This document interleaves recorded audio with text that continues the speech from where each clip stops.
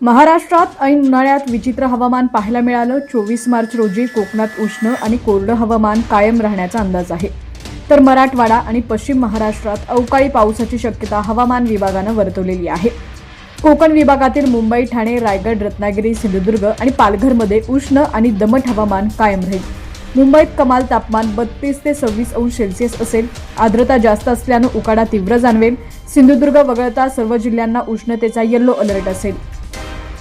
पश्चिम महाराष्ट्रातील पुण्यात कोरडं आणि उष्ण हवामान असेल।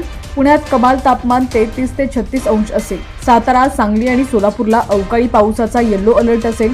ताशी 40 ते 50 किलोमीटर वेगाने वारे वाहतील। तसंच विजांसह हलका ते मध्यम पावसाची शक्यता आहे। उत्तर महाराष्ट्रातील नाशिक, धुळे, जळगाव आणि नंदुरबारमध्ये उष्ण हवामान पाहायला मिळेल। नाशिकमध्ये 33 ते 35 अंश सेल्सिअस तापमान राहील। मराठवाड्यातील छत्रपती संभाजीनगर, जालना आणि परभणीमध्ये उष्ण आणि कोरडं हवामान असणार आहे। कमाल तापमान 33 ते 37 अंश असेल।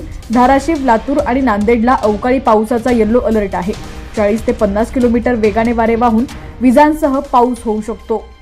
विदर्भातील नागपूर, अमरावती, अकोला, वाशिम, यवतमाळ, चंद्रपूर, गडचिरोली, बुलढाण्यामध्ये उष्ण हवामान कायम असेल। कमाल तापमान 34 ते 38 अंश तर किमान 21 ते 24 अंश असेल।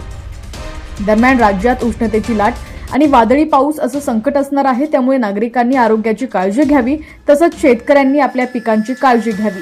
आता राज्यातील तुमचा जिल्हा कोणता आणि तुमच्या जिल्ह्यातील हवामानाची काय स्थिती आहे ती सुद्धा आम्हाला कमेंट्सच्या माध्यमातून नक्की कळवा।